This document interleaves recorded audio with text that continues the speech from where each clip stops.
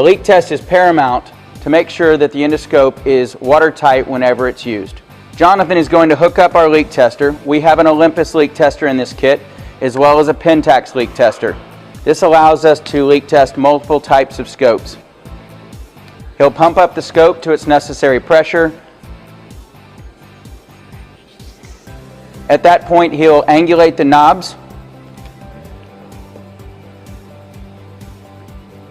All the while, he's known where his pressure is on his leak tester. He's ensuring that the pressure does not drop. This is what's known as a dry leak test. There's also a wet leak test, which is probably what you perform at your facility. This can be done at a sink, and it identifies right where the leak is. However, a dry leak test can be done in any environment. He'll massage the switches to make sure that the switches are also not leaking and there's no hidden holes. At that point, we will now move on and check our air pressure to make sure it hasn't dropped. It hasn't, we have no leak.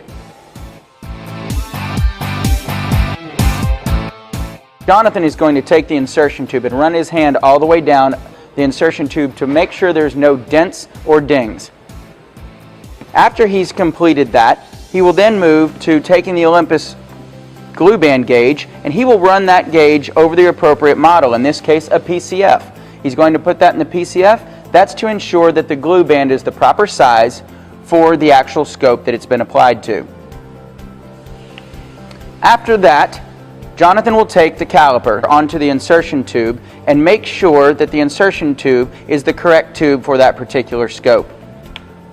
The caliper can measure down to very small microns and allows us to make sure that the proper tube was put on by whoever might have done the service to the endoscope.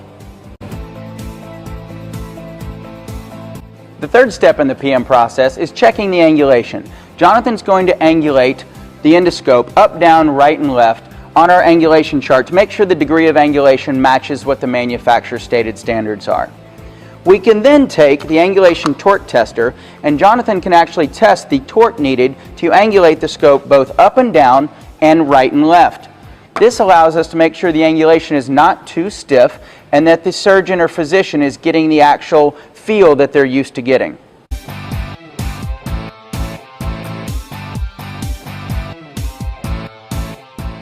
The fourth step of the PM process is distal tip visual inspection. Take a loop and inspect the distal tip of the endoscope. We're looking for cracks, dings, dents, or missing glue.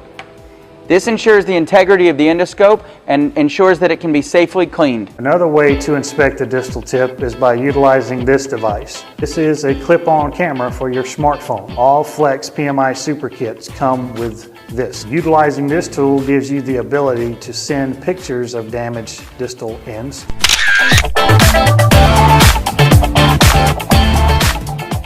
If the light is not sufficient, the surgeon or physician cannot see what he or she needs to. Jonathan will take our portable light source, place it on the light post of the scope, place the distal end on the lux meter.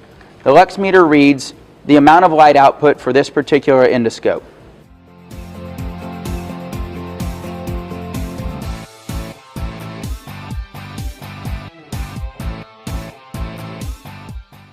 Step 6 of our testing process is for demonstration purposes only. The way manufacturers design PD colonoscopes and colonoscopes is they are less stiff at the distal end and they graduate to stiffer on the proximal end. We have a demonstration insertion tube rigidity tester here. In our lab, we test every single tube in 4 quadrants at 30, 60, 90, 120, and 160 for actual stiffness of the tube. The last step of the process is video image inspection. First, Jonathan will take the white balance cup, place it over the distal end, and ensure we've got the correct white color in the endoscope. He will then remove that and take our military target color test cup and place that over the distal end of the endoscope. We'll then be able to view the monitor and make sure that we have a correct color and clarity in our image. This completes the image test.